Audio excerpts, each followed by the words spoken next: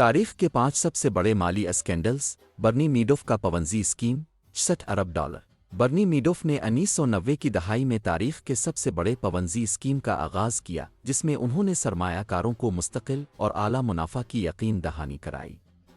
درحقیقت وہ نئے سرمایہ کاروں کے پیسے سے پرانے سرمایہ کاروں کو منافع ادا کرتے تھے۔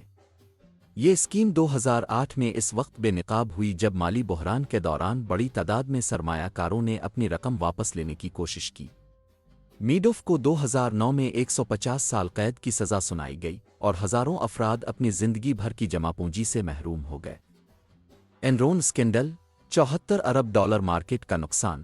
اینرون، جو ایک بار امریکہ کی سب سے بڑی توانائی کمپنی تھی، نے 2001 میں اکاؤنٹنگ فراڈ کے ذریعے اپنے حقیقی مالی حالات چھپائے۔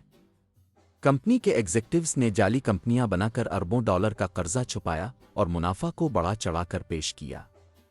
جب یہ اسکینڈل سامنے آیا تو اینرون دیوالیہ ہو گیا، جس سے ہزاروں ملازمین کی نوکریاں اور ریٹائرمنٹ فنڈز ضائع ہو گئے۔ اس اسکینڈل کے بعد امریکہ میں ساربنس آکسلی ایکٹ متعارف کرایا گیا۔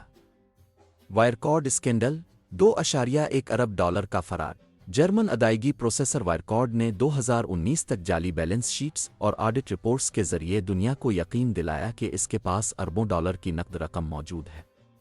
درحقیقت یہ رقم کبھی موجود ہی نہیں تھی۔ 2020 میں تحقیقات کاروں نے اس فراڈ کا پردہ فاش کیا اور کمپنی کا سی ای او مارکس براؤن گرفتار ہوا۔ یہ اسکینڈل یورپ کے سب سے بڑے کارپوریٹ فراڈز میں سے ایک بن گیا اور جرمنی کے مالیاتی نظام پر سوالیہ نشان لگا دیا۔ F T X crypto exchange کا فراد، 8 ارب ڈالر غائب۔ 2022 میں دنیا کی دوسری سب سے بڑی crypto exchange F T X کے سی ای او سیم بینکمین فرائڈ پر یہ انکشاف ہوا کہ انہوں نے صارفین کے اربوں ڈالر اپنی ہیج فنڈ المیڈا ریسرچ میں غیر قانونی طور پر استعمال کیے تھے۔ جب صارفین نے بڑی تعداد میں اپنی رقم نکالنے کی کوشش کی تو ایکسچینج کے پاس ادائیگی کرنے کے لیے فنڈز نہیں تھے۔ اس کے نتیجے میں ایف ٹی ایکس دیوالیہ ہو گیا اور بینک مین فرائڈ کو متعدد الزامات پر گرفتار کر لیا گیا۔ ایک ایم بی ڈی اسکینڈل، 4.5 ارب ڈالر کی بدعنوانی۔ ملائیشیا کے سورین ویلتھ فنڈ ایک ایم بی ڈی سے 2009 سے 2014 کے درمیان اربوں ڈالر وزیر اعظم نجیب رزاق اور ان کے ساتھیوں نے چرائے۔ یہ رقم لگژری پراپرٹیز، قیمتی پینٹنگز اور ہالی ووڈ کی film the wolf of wall street کی پروڈکشن پر خرچ کی گئی۔